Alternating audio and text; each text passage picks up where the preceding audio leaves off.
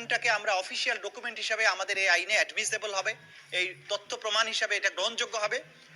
এর বাইরেও এই কমিশনের তদন্ত রিপোর্টের বাইরেও আমরা নিজস্ব তদন্ত সংস্থার মাধ্যমে এই বিষয়গুলোর ব্যাপারে আরো ফার্দার তদন্ত করব এবং অকাট্য রূপে আমরা আদালতের কাছে প্রমাণ করব যে গুম সংক্রান্ত যে অপরাধ, মানবতা বিরোধী অপরাধ, তার সাথে আমাদের এই ট্রাইব্যুনালের মামলার যারা জড়িত আসামি আছেন তাদের সম্পৃক্ততাগুলো অকাট্য রূপে প্রমাণ করার জন্য আমরা আরো নিজস্ব ব্যবস্থা গ্রহণ করব। তবে গুম কমিশনের যে প্রতিবেদন যেটুকু প্রকাশিত হয়েছে এবং যেটুকু প্রকাশিত হয়নি সেগুলো আমরা আমাদের পক্ষ থেকে, আমাদের আইন অনুযায়ী এগুলো চাওয়ার বিধান আছে, আমরা তাদের কাছ থেকে এটা চাইবো এবং চাওয়ার মাধ্যমে যেহেতু একটা অফিসিয়াল ডকুমেন্ট এই আদালতে ব্যবহার্য, সাক্ষ্য হিসাবে গ্রহণযোগ্য এবং সেই গ্রহণযোগ্য সাক্ষ্যকে আমরা আমাদের মামলার মধ্যে অন্তর্ভুক্ত করব। এই মামলার যে তদন্ত প্রক্রিয়া এটা দুনিয়ার ইতিহাসের অন্য যে কোনো মামলার চেয়ে ব্যতিক্রম।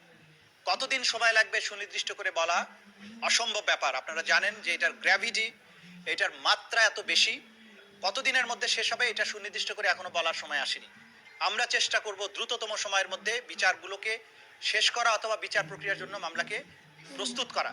এটা আমাদের জাতীয় প্রায়োরিটি এবং এই ট্রাইব্যুনালের সাথে সম্পৃক্ত আমরা যারা আছি, প্রসিকিউটার্স, ইনভেস্টিগেটরস, তারা দিনরাত খাটাখাটনি করছেন, পরিশ্রম করছেন। আমরা চেষ্টা করব জাতির যে এত বড়, জাতির এই জনতার উপরে, ছাত্র জনতার উপরে এবং সাধারণ মানুষ, রাজনীতিবিদদের উপরে যে নির্মম অত্যাচার করা হয়েছে গত 16 বছরে, এই বিচার যাতে দ্রুততম সময়ের মধ্যে দেয়া যায়, মানুষকে আমরা একটা প্রশান্তি দিতে পারি যে তাদের স্বজন হারানোর বেদনা, তাদের উপরে সংগঠিত যে নির্যাতন নিপীড়নের বিচার সম্ভাব্য দ্রুততম সময়ের মধ্যে হয়েছে, এই ব্যাপারে সচেষ্ট আছি। কিন্তু এটাও পাশাপাশি মনে রাখতে হবে যে যেহেতু ক্রাইমস এগেনস্ট হিউম্যানিটি এবং এটার বিস্তৃতি সারা বাংলাদেশ জুড়ে, এটার সাথে হাজার হাজার মানুষ জড়িত, এই তদন্ত শেষ হতে একটা যুক্তিসঙ্গত সময় লাগবে। আমরা যত সায়েন্টিফিক প্রসেস আছে সেগুলো ব্যবহার করছি, মামলাগুলোকে এমনভাবে নিয়ে আসছি যাতে করে কিছু মামলা অন্তত তাড়াতাড়ি শেষ করা যায়, সেগুলোর ব্যাপারেও আমরা সচেষ্ট আছি। ওবায়দুল কাদের কিভাবে দেশ ছাড়লো, এর পেছনে মানে কারো গাফিলতি দেখছেন? দৃশ্যত আপনাদের মিডিয়াতে প্রকাশিত রিপোর্ট অনুযায়ী দেখা যাচ্ছে যে উনি দীর্ঘদিন গ্রেপ্তারি পরোয়ানা জারি হওয়ার পরেও দেশে ছিলেন, কিন্তু তাকে গ্রেপ্তার করা যায়নি। সেজন্যই আদালত আজকে ব্যাখ্যা চেয়েছেন যে উনি কোথায়, কিভাবে ছিলেন, কিভাবে পালালেন, এই ব্যাপারে যেন আইন শৃঙ্খলা রক্ষাকারী বাহিনী একটা প্রতিবেদন দেন। এবং আমরা আশা করব যে এই আন্তর্জাতিক অপরাধ ট্রাইব্যুনাল, এইটা জাতীয় একটা ট্রাইব্যুনাল, এই ট্রাইব্যুনাল জাতির আশা আকাঙ্ক্ষা বাস্তবায়নের জন্য একটা ন্যায় বিচার প্রতিষ্ঠার কাজ করছে।